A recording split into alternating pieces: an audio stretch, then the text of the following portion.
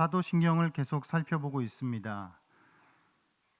사도신경의 12개의 고백 가운데 오늘은 세 번째 고백인 이는 성령으로 잉태하사 동정녀 마리아에게 나시고 라고 하는 부분을 함께 보도록 하겠습니다. 두 번째 고백부터 일곱 번째 고백까지 이 6가지의 고백은 성자 예수님에 대한 고백이라는 말씀을 드렸죠. 성자 예수님에 대한 이 신앙 고백인 이 6가지는 다시 두 부분으로 나눌 수 있는데, 앞부분은 그 외아들 우리 주 예수 그리스도를 믿사오니 라고 하는 것, 그것과 그리고 그 외 나머지 것, 이렇게 두 부분으로 나누어서 생각할 수 있다는 말씀을 드렸습니다. 왜 나눌 수 있느냐?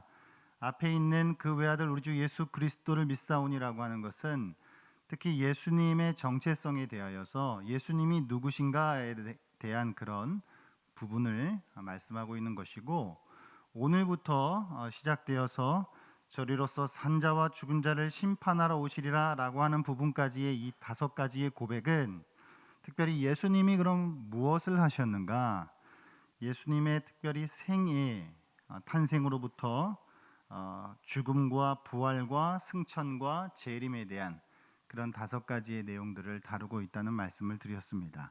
사도신경이 전체적으로 이런 어떤 구조를 갖고 있다라고 하는 것을 머릿속에 이렇게 담아 두시고 따라가면은 도움이 되리라 생각합니다.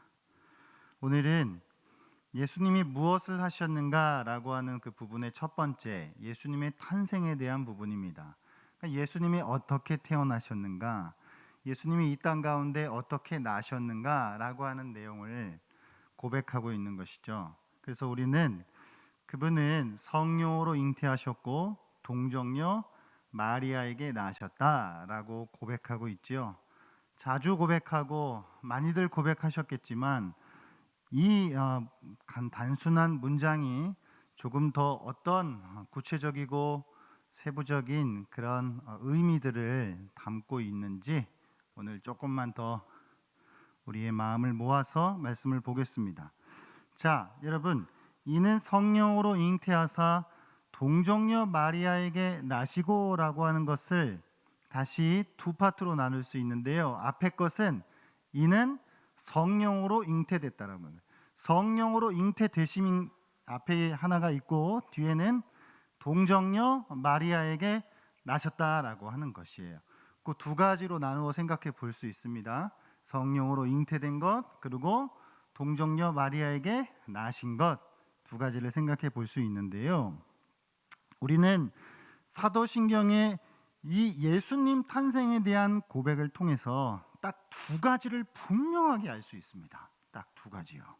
그것은 바로 예수님은 하나님이시라고 하는 것, 그리고 또 다시 예수님은 바로 인간이라고 하는 것, 이 두 가지를 알 수 있다는 것이죠.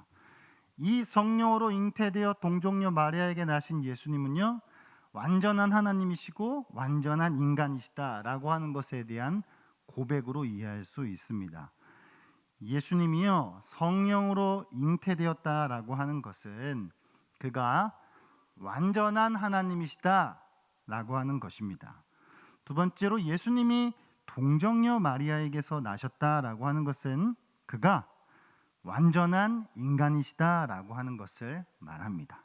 따라서 예수님은 성령으로 잉태됨으로써 완전한 하나님으로, 그리고 동정녀 마리아에게 나심으로써 완전한 사람으로 태어나신 것이죠. 예수님의 한 인격 안에 신성과 인성이 함께 연합해 있었다는 말입니다. 좀 어려운 단어들이 조금 나오는데 잘 따라오시면 좋겠습니다. 인성과 신성이에요. 그러니까 하나님 되심과 인간이 됨을 이야기하는 것이거든요. 예수님의 한 인격 안에, 예수님 안에요, 하나님 되심 이 신성과 인간이 되심 이 인성이 연합되어 있다라고 하는 것이에요. 그래서 신성과 인성이 하나로 이렇게 연합하려고 하면은 예수님이 어떻게 태어나셔야 하냐면 성령으로 잉태되어 동정녀에게 나셔야만 합니다. 그러니까 이 방법 말고는 없어요. 성령으로 잉태되어 동정녀에게 나시는 방법 외에는 신성과 인성이 결합될 수 있는 방법이 없다는 말이에요. 근데 이게 하나님은 하나님이지, 그리고 인간이면 인간이지, 어떻게 하나님이면서 동시에 인간일 수 있느냐라고 하는 게 우리 인간 이성으로 쉽게 납득이 안 되죠. 안 돼요. 그런 어떤 신비스러움 때문에 초대교회 때로부터 대략 한 500년 동안은 이걸 가지고 엄청 싸운 거예요. 그러니까 이게 소위 그리스도론, 기독론이라고 말하는 그런 어떤 신학적 내용인데, 삼위일체론이라고 하는 것과 이 기독론이라고 부르는 이 두 가지 때문에 초대교회는 박터지게 싸워서 결과론적으로는 참 우리에게 훌륭한 또 이 교리적 유산들을 남겨준 것입니다. 그러니까 이게 이성적으로 사실 받아들이기 힘들기 때문에 그 이단들이 발생을 하게 되는데, 이단들이 발생하게 되는 양상이 대개 두 가지로 발생을 해요. 하나는 인성을 부인하고 신성을 이렇게 인정하는 거예요. 그러니까 둘 중에 하나만 잡는 것이죠. 반대로 신성을 부인하고 인성을 잡는 거예요. 그러니까 둘 다 동시에 잡는 게 도무지 그게 납득이 안 되고 어떻게 그 사람들한테 받아들여질 수가 없는 것입니다. 그러니까 교묘하게 그것을 잘 꾸며가지고 하나만 잡는 거예요. 신성을 잡든가 인성을 잡든가라고 하는 것이죠. 이를테면은 초대교회 당시에 그 헬라적인 어떤 배경, 그리스적 배경을 가지고 있는 사람들은요, 그 물질은 악하고 정신은 선하다, 영은 선하다라고 하는 그런 이원론이라고 하죠. 우리가 이 이원론적인 배경을 가지고 있던 사람들이 있었거든요. 그런 이원론적인 배경을 갖고 있는 사람들의 상식선에서 물질은 악해요. 육체는 악한 거예요. 정신은 선하고 영은 선한 거예요. 그러면은 상식적으로 생각했을 때 하나님이 인간의 육체를 입었다? 라고 하는 것이 도무지 이게 수용이 안 되는 것이죠. 더러운 육체를 입을 수가 없는 거예요. 이 받아들이기 어려운 이런 것들 때문에 이 헬라 배경을 가진 이 철학자들은 이렇게 그것을 정리했습니다. 예수님은 진짜 인간이 아니라 인간처럼 보였을 뿐이다. 소위 가연설이라고 부르는 것인데, 그러니까 그렇게 보였을 뿐이라고 하는 거예요. 그러니까 진짜 인간이 된 건 아니고 그냥 인간처럼 보이셨던 것이다 라고 하는 것으로 그것을 이렇게 조금 이렇게 돌려서 그것을 이렇게 좀 순화시킨 것이죠. 자기들 나름대로. 이들의 목적은 그리스도의 신성을 강조하고 인성을 부인했던 것입니다. 요거랑 좀 반대로요, 히브리적인 어떤 배경을 가지고 있는 사람들, 히브리적인 배경을 갖고 있는 사람들은 하나님 한 분이에요. 유일신 사상이죠. 그러니까 하나님 한 분이신 하나님이라고 하는 것이 머릿속에 완전히 박혀있는 그 사람들의 배경 속에서 예수님이 성부 하나님과 동등한 분이시다 라고 하는 건 또 이게 받아들일 수가 없는 것이죠. 예수님이 하나님과 동등하다, 예수님이 하나님과 동일하다, 이건 수용이 안 되는 것입니다. 그래서 그 사람들은, 이 히브리적 배경을 갖고 있는 사람들은 예수님은 영원한 존재가 아니라 그저 우리와 같은 피조된 사람이다, 피조된 자이다. 그러나 다만 피조물 중에서는 가장 높은 사람이다, 가장 탁월한 존재이다 라는 어떤 그런 주장을 했던 것이죠. 그들의 목적은 무엇이죠? 그리스도의 인성은 잡았지만 그리스도의 신성을 부인했던 것입니다. 그러니까 둘 중에 하나는 잡고 하나는 버리면 좀 쉬워요. 쉬워. 근데 쉬운데 우리는 뭐 쉬운 길을 가는 게 아니라 성경에서 말하고 있는 길을 가기 때문에 성경은 그리스도의 신성과 인성을 같이 이야기하죠. 또 이게 어떤 사람들이 있었냐면, 이 양자설이라고 하는 것을 주장하는 사람들이 있었는데, 예수님을 보고 원래는 보통 인간이랑 똑같았다. 근데 예수님이 세례를 받으실 때 성령의 능력이 임하고 권능이 임하고 그에게 사명이 주어져서 그가 놀라운 존재가 되었다라고 하는 식으로 하나님께로부터 입양이 되었다, 하나님의 아들로 입양이 되었다라고 해서 그 양자설이라고 부르는 주장을 하는 사람들도 있었습니다. 그러니까 이 사람들도 마찬가지로 그리스도의 인성은 붙잡았지만 그리스도의 신성은 부인했던 그런 사람들이었던 것이죠. 이런 많은 이단들이 우후죽순 여기저기서 이렇게 튀어나오기 시작했던 것이죠. 그럴 수밖에 없었던 것을 한편으로는 이해하게 되죠. 그러나 예수님은 자신이 어떤 사역하시던 어떤 중간 어느 시기에 하나님의 아들로 입양되셨다거나 하는 것이 아닙니다. 예수님은 처음부터 이미 하나님의 아들이셨죠. 우리가 그 앞서 있었던 그 외아들 우리 주 예수 그리스도를 믿사오니라고 하는 고백을 통해 확인했던 바와 같이 그분은 영원부터 영원까지 하나님의 아들이시고 그분은 하나님이셨다라고 하는 것을 우리는 기억해야 합니다. 또한 예수님은요, 우리와 마찬가지로 한 사람이시며 우리와 똑같이 이 세상 속에 태어나신 인간이시다라고 하는 사실입니다. 그래서 예수님은요, 우리도 언젠가 고통과 죽음을 당하는 것과 같이 그분도 역시 고난과 죽음을 맛보는 분으로 이 세상에 오셨다라고 하는 것이에요. 성경을 보면 예수님도 줄이셨고 예수님도 추워요. 예수님도 목마르고요.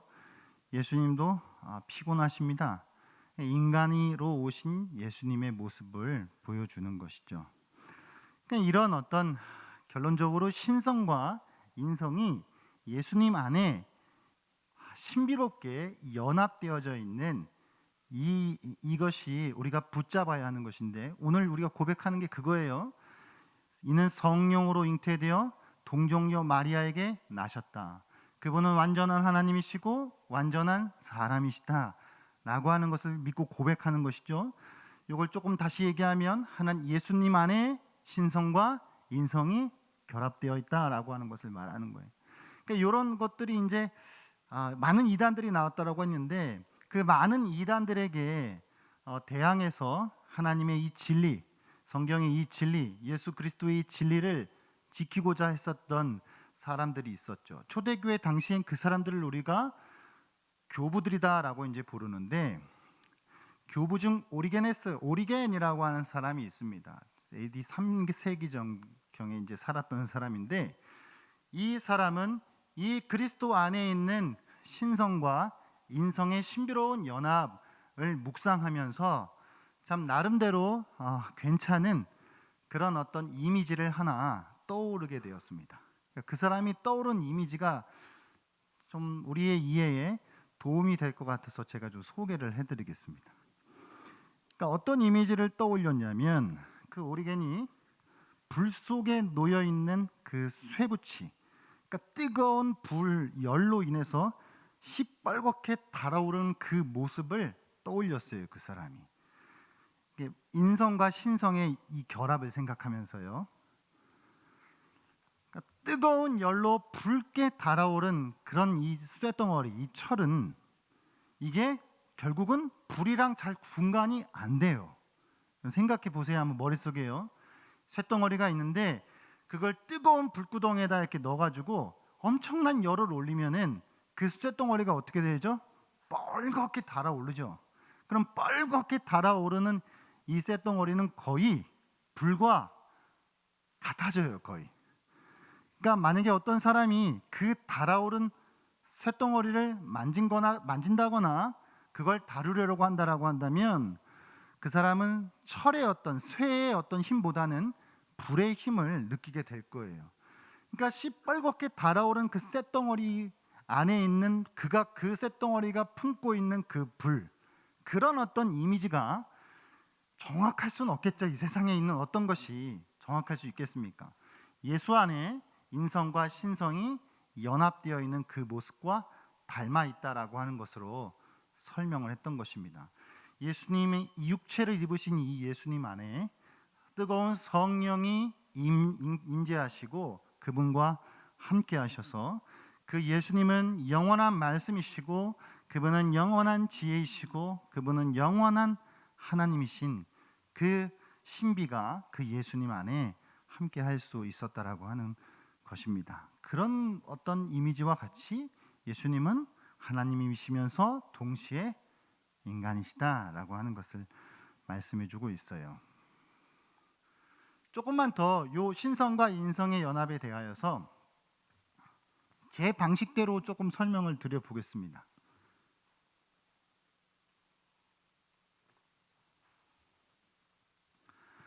여러분, 우리가 손에 맨날 들고 있는 이 성경책 있으시죠? 자, 가져오셨나요? 성경책은 누구의 말씀이죠? 하나님 말씀이죠. 하나님의 말씀이기만 한가요? 아멘이신가요? 좀 애매합니다. 자, 오늘 요한복음 1장 1절 한번 읽어보겠습니다. 요한복음 1장 1절 시작. 태초에 말씀이 계시니라. 이 말씀이 하나님과 함께 계셨으니 이 말씀은 곧 하나님이시니라. 아멘. 요한은요, 태초에 하나님과 함께 하셨던 말씀에 대해서 말하고 있어요. 그리고 1장 14절로 내려가면 그 말씀이 육신이 되신 분이 바로 예수 그리스도다라고 말합니다. 그러니까 말씀은 곧 예수님이에요. 자, 우리 손에 들고 있는 이 하나님의 말씀, 이 말씀은 곧 예수와 같은 것인데, 이 성경은요, 하나님의 말씀이 맞습니다. 그러나 동시에 이 성경은 사람의 말이기도 하죠. 성경에 기록된 이 말씀들은 저마다 인간 저자가 있습니다. 여러분, 모세를 통해 기록되었고, 다윗을 통해 기록된 성경이 있고, 바울을 통해, 베드로를 통해 기록된 성경이 있어요. 그럼 그 사람들은 뭐예요? 그 사람들이 썼을 거 아니에요. 그럼 그 사람들이 썼으니까 그것은 인간 저자의 글이고 말이에요. 하나님의 말씀은, 이 성경은 하나님의 말씀이 원래는, 그러니까 하나님의 말씀이 원 저자가 성령이세요. 그런 의미에서 하나님의 말씀이에요. 그러나 동시에 인간 저자를 사용하셨다라고 하는 측면에서 이 성경은 인간의 말이기도 해요. 그래서 우리는 성경을 이해할 때에 이 두 가지 측면을 다 생각을 해야 합니다. 성경을 해석할 때요, 성경의 원 저자이신 성령께 의지하는 마음으로 성령께서 눈을 열어주셔서 원 저자 되시는 성령께서 이 성경을 해석해 주시기를 기도해야 해요. 하지만 동시에 그렇게만 하면 안 돼요. 그렇게만 하면 안 되고 인간 저자들에 대한 연구가 필요해요. 그 사람이 어느 시대에 살았는지, 그 사람이 살아가던 시대의 문화는 무엇이었는지, 어떤 배경을 가지고 이 사람이 출생했고 성장했는지, 어떤 독특한 사상적 체계를 가지고 있는지, 그러니까 우리가 배우는 역사 드라마로 읽는 성경이라든가 성경이 읽어지네라든가 라고 하는 것에 대한 공부를 왜 해야 되냐면 인간 저자에 대한 이해를 해야 하기 때문이에요. 그러니까 어떤 각 저자마다 독특한 또 사용하는 수사법이라든가 그런 문법이라고 하는 것들이 있을 거 아니에요. 그런 것들에 대한 이해가 동반되어야 성경을 더욱 바르게 풍성하게 입체적으로 우리는 해석할 수 있단 말이에요. 그러니까 성경은 하나님의 말씀입니다. 그러나 동시에 인간의 말이기도 하죠. 그러니까 이와 같은 이치가 그래요. 예수 그리스도는 하나님이시면서 동시에 사람이다라고 하는 것이에요. 이 하나님의 성경은 하나님의 말씀이면서 동시에 사람의 말이기도 하다라고 하는 것과 연결해 보서 우리가 생각해 볼 수 있다라고 하는 것입니다. 자, 그러면 이제 다음으로 넘어갔어요. 그러면 왜 대체 예수님이 인간이고 하나님이시다라고 하는 것, 예수님 안에 신성과 인성이 연합되었다라고 하는 이 머리 아픈 얘기가 우리한테 그게 왜 중요한 것일까요? 그게 뭔 의미가 있다라고 하는 것이죠? 이거는요, 너무너무 중요해요. 예수님이 완전한 하나님이시고 완전한 사람이다라고 하는 것은요, 없어서는 안 돼요. 왜 없어서는 안 되냐면 예수님이 완전한 하나님이시자 인간이 아니시라면 우리의 구원은 성립하지 않기 때문이에요. 여러분, 우리의 구원이 성립이 안 된다고요. 예수님이 하나님이고 사람이 동시에 하나님이자 사람이시지 않으면 우리의 구원을 위한 중보자가 될 수 없기 때문이에요. 우리가 구원이 없어요. 이 정신이 이게 들어야 되는 건데요, 그렇죠? 우리의 구원을 위한 중보자가 되시기 위해선 예수님은 완전한 하나님이시자 완전한 사람으로 되셔야만 합니다. 그렇게 중보자이신 이 예수님은 하나님 입장에서 하나님의 마음과 하나님의 말씀을 우리 인간에게 전해주시는 분이죠. 또한 인간의 입장에서 인간의 마음, 형편과 인간의 마음을 하나님께 대변해 주시기도 하는 분이에요. 그렇게 중보자로서 하나님의 입장을 인간에게, 인간의 입장을 하나님에게, 이걸 조금만 더 덧붙이면 이게 예수님의 선지자적 사역과 제사장적 사역이다라고 연결을 할 수 있죠. 그러니까 예수님은 하나님과 인간 그 양측 모두에게 공통점을 지니는 동시에 예수님은 그 양측 모두와 구별되는 차이점을 가지고 있는 분이라고 하는 거예요. 그러니까 예수님은 하나님이자 사람이셔야만 우리를 위한 구원의 중보자가 되신다라고 하는 것이죠. 하나님이셔야만 죄가 없이 무흠하여서 죄로부터 자유하고 자기 죄를 담당하는 것이 아니라 또 다른 누군가의 죄를 담당할 수 있게 되는 거예요. 반대로 인간이어야만 인간의 대표자가 되어서 인간이 지은 그 인간의 죄를 책임질 수 있게 되는 것이죠. 그래서 중보자 그리스도는 하나님이면서 동시에 사람이신 것입니다. 할렐루야. 이분이 성령으로 잉태되었어요. 그리고 동정녀 마리아에게 탄생하셨어요. 자, 그럼 우리가 조금만 더 나아가서요, 동정녀 탄생이라고 하는 것에 대해서 한번 생각해 볼게요. 동정녀 탄생이요. 이 처녀가 애를 낳았다는 거예요. 이게 처녀가 애를 낳는 게 말이 되나요? 근데 어떻게 믿으세요? 믿음을 주셨으니까 이제 우리가 믿는 것이죠. 이 교회가 지난 2000년의 역사 속에 2000년 가까이 이 동정녀, 그리스도의 동정녀 탄생을 교회는 고수해 왔습니다. 그런데 안타깝게도 지난 2세기 전부터 이 동정녀 탄생이라고 하는 이것을 매우 어리석은 교리로 생각하는 사람들이 나타났어요. 2, 3세기 전부터요. 이게 교회의 역사 속에 꾸준히 이어져 온 이 정통과 이 전통적 교리에서 벗어나는 그런 일들이 생겼다라고 하는 것입니다.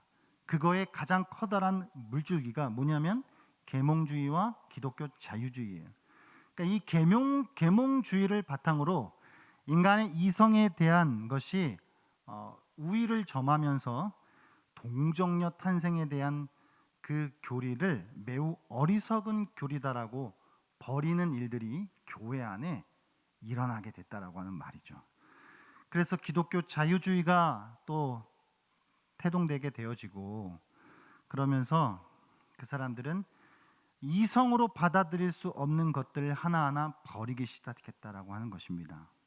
근데 사실 동정녀 탄생을 의심하게 되면은 예수님의 수많은 기적이나 성경에 등장하는 기적 같은 사건들, 그리고 예수님의 빈 무덤을 통한 부활과 같은 일들, 이런 초자연적인 모든 부분들이 성경에서 다 삭제가 되어야 해요. 그럼 성경에 도대체 뭐가 남겠냐라고 하는 것이죠. 자, 동정녀 탄생은 이게 참 중요한데요.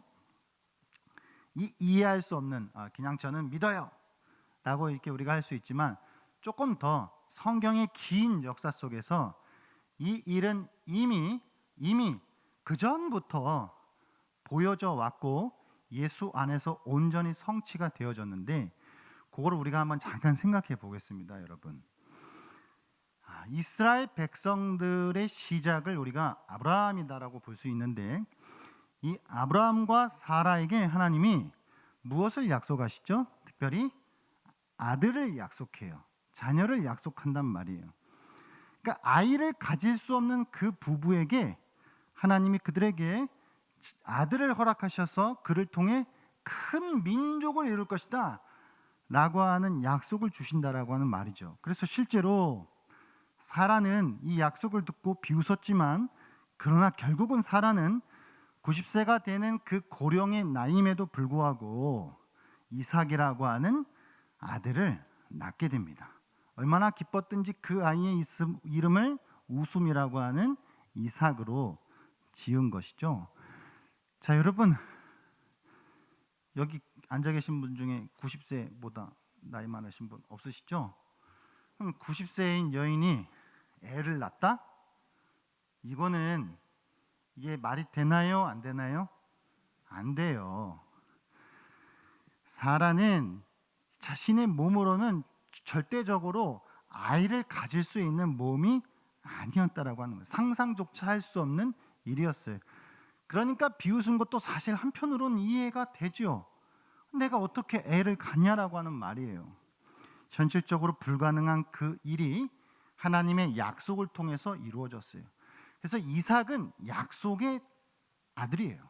자, 아브라함에게, 특히 아브라함과 사라에게 주신 이 이삭이라고 하는 아들은 이것이 훗날 동정녀에게 나신 예수 그리스도에게로 연결이 된단 말이에요.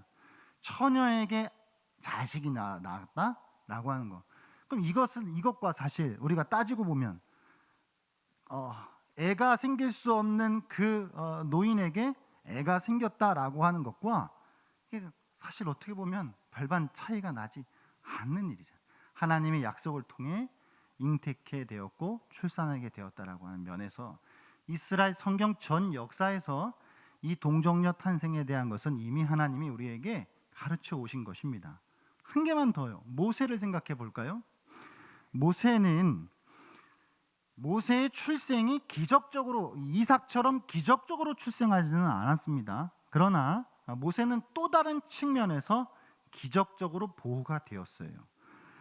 큰 위기 속에서 기적적으로 생존한 인물이 모세다라고 하는 것이죠.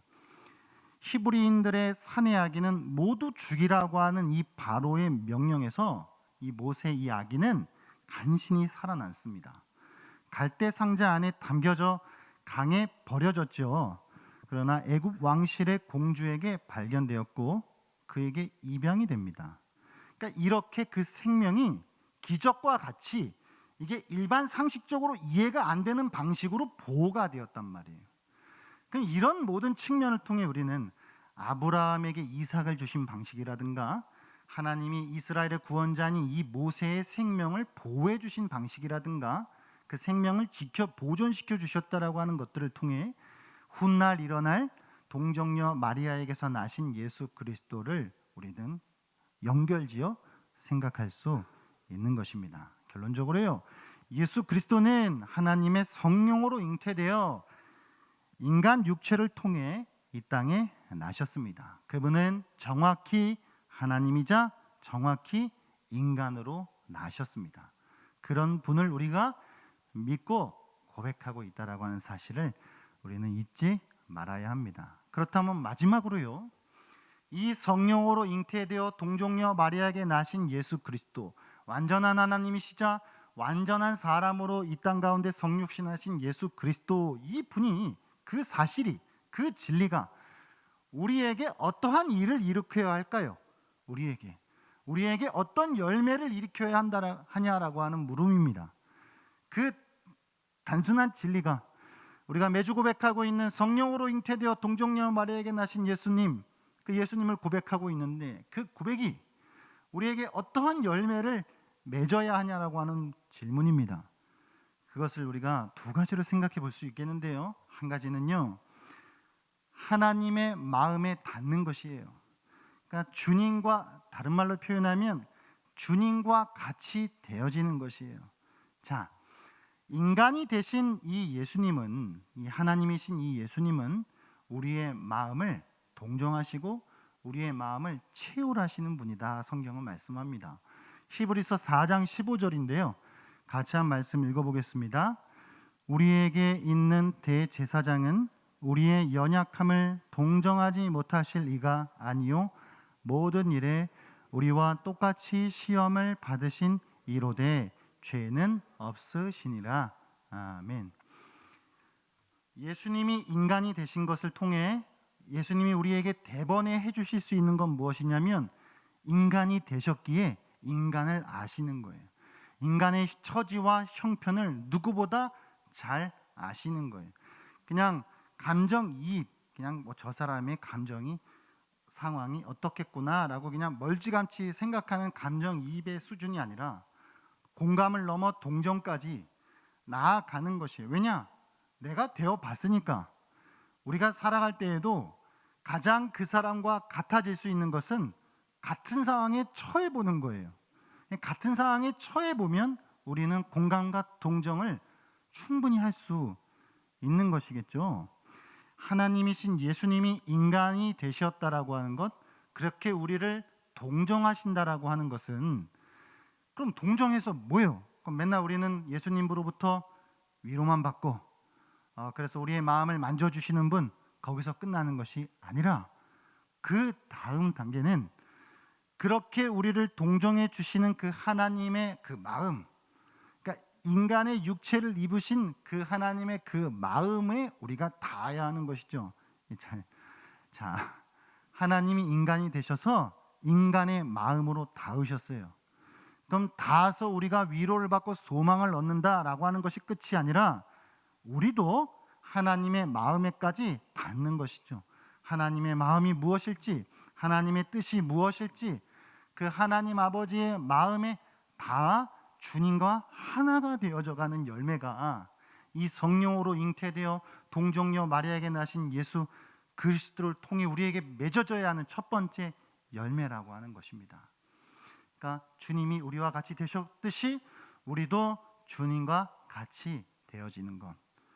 그래서요, 이 부분을 초대교회 어느 교부는 이걸 일종의 교환으로 보았어요. 교환, 서로 주고받는 것.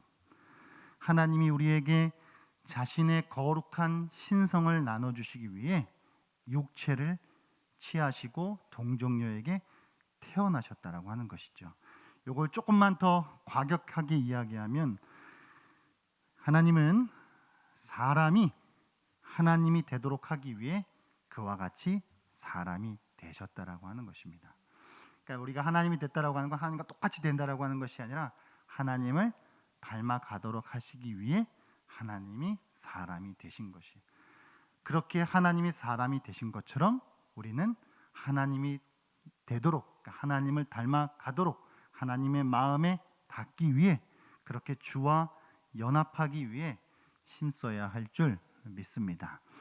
완전한 하나님이시자 사람이신 그분을 우리가 묵상하며 그분의 마음에 닿고 주님과 하나가 되어 우리의 마음을 동정하시는 그 하나님과 같이 우리도 감히 이런 표현을 쓴다면 하나님의 마음에 동정할 수 있는 자리에까지 더 자라가는 것, 이것이 이 고백을 통해 우리에게 맺어져야 할 첫 번째 열매라 믿습니다. 두 번째 열매는 새 생명이 창조되는 것입니다. 여러분, 새 생명이 우리 안에 창조되는 것이에요. 동정녀 마리아의 태 안에 성령으로 잉태되신 분 예수 그리스도죠. 동정녀의 태 안에 성령으로 잉태된 그 예수 그리스도, 그분은 자 오늘 저와 여러분 그리스도인들의 마음속에 또한 성령으로 잉태됩니다. 우리 안에 성령으로 잉태되셔서 우리 안에 그리스도가 사시게 한다 말이죠.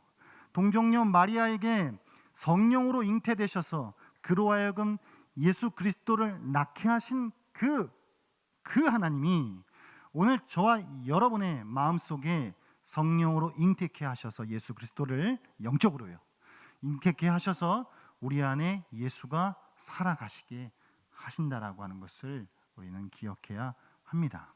자, 우리는 이 복음의 기적을 통해서 철저하게 우리는 죄로 물들어져 있지만 다른 말로 표현하면 영적으로 우리는 영적인 동정녀예요. 그러니까 어떤 생명을 잉태할 수 없는 존재란 말이에요. 우리 안에 어떤 생명이 잉태될 수가 없어요. 생명이 창조될 수가 없다 말이에요. 그런 우리 죄로 물든 우리 같은 존재에 성령께서 우리 안에 임하셔서 성령으로 잉태케, 예수 그리스도를 영적으로 잉태케 하시어 우리 안에 그런 새 생명을 창조하신다라고 하는 것을 우리가 생각해야 합니다. 우리 안에 그렇게 예수로 잉태케 하시고 성령으로 예수를 잉태케 하시고 우리 안에 예수를 살아가게 하시는 그 새 생명 창조의 역사가 일어나게 될 줄 믿습니다. 그렇게 그와 같은 거룩한 열매를 맺어갈 수 있는 우리 모두가 될 수 있기를 주의 이름으로 축복합니다. 오늘 말씀을 정리하겠습니다. 성령으로 잉태되어 동정녀 마리아에게 나신 그 예수 그리스도, 완전한 하나님이시자 완전한 사람이 되시어 오신 그분 그렇게 오심은 우리의 구원의 중보자가 되어 구원을 이루실 뿐만 아니라 우리로 구원받은 백성으로 살아가게끔 하시도록 하기 위해 그렇게 성육신하신 그 주님을 우리가 믿고 고백할 때에 우리 안에 우리를 동정하시는 하나님과 같이 우리도 주님의 마음에 닿는 자들로서, 우리도 주님의 마음을 동정하는 자들로서 자라갈 뿐만 아니라 성령으로 우리 안에 예수 그리스도가 날마다 영적으로 잉태되어 새 생명이 창조되어지는 거룩한 열매가 맺어질 수 있는 그런 은혜의 삶을 살아갈 수 있는 모두가 될 수 있기를 주의 이름으로 축복합니다. 기도하시겠습니다.